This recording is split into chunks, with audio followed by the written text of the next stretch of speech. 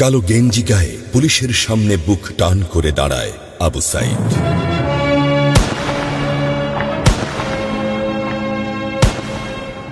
Police তাকে রক্ষা করার বদলে গুলি করে। ঠাস ঠুস কয়েকটা গুলির মধ্যে একটা গুলি লাগে তার কোমরে। খানিকটা ভাঁজ হয়ে যায় শরীর। সম্ভবত সে বুঝতে পারে নাই।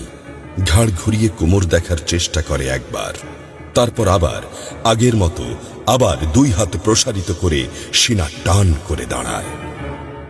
ডান হাতে ছোট্ট একটা লাঠি।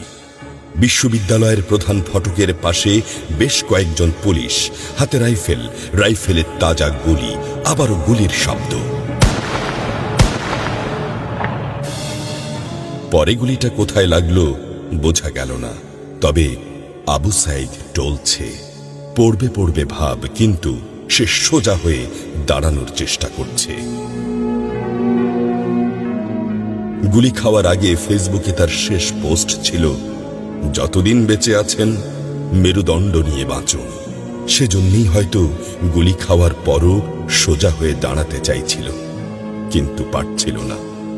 আবু সাইদের মেরুদণ্ড সোজা থাকলেও শরীরটা মাটির দিকে ক্রমশ ঝুলে পড়ছিল। সবুজ জামা পরা বন্ধু এগিয়ে আসে, পুলিশের গুলির ভয় ডর পাশে রেখে আবু সাইদকে ধরে। আরো দু একজন আসে, আবু সাইদকে হাসপাতালে নিতে হবে। আবু সাইদ হাঁটতে পারছে না, শরীর ছেড়ে দিচ্ছে। 4-5 জন হাত পা ধরে শূন্যে তোলে। আবু সাইদ ঝুলছে আর রক্ত পড়ছে টপ টপ টপ।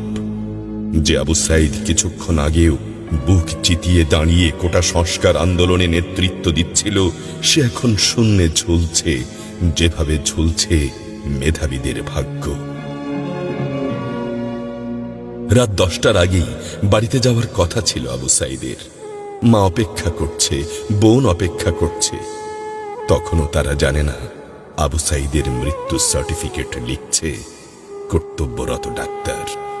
নাম আবু সাইদ, পিতা মকবুল, ঠিকানা বাবনপুর, পীরগঞ্জ, রংপুর। বয়স 25।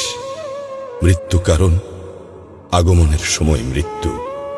তারিখ 16/7/24, রাত 8টা 5 minute. Serial number 240434, Rangpur medical college হাসপাতাল। পরিবারের একমাত্র শিক্ষিত ছেলেটা খুন হয়ে গেছে। মা যখন জানল দুনিয়া কি আর ঠিক আছে তার কাছে, বিলাপ করে বলে, আমার ছেলেরে চাকরি না দিবি না দে, গুলি করলো কেন? বোন সুমি আর্তনাদ করে বলে, 3টা গুলি কেন আমারে করলো না? আবু সাইদ ফেসবুকে আরো লিখেছিল, যদি আজ শহীদ হই তবে আমার নিথর দেহটা রাজপথে ফেলে রাখবেন। ছাত্র সমাজ যখন বিজয় মিছিল নিয়ে ঘরে ফিরবে, তখন আমাকেও বিজয়ী ঘোষণা করে দাফন করবেন।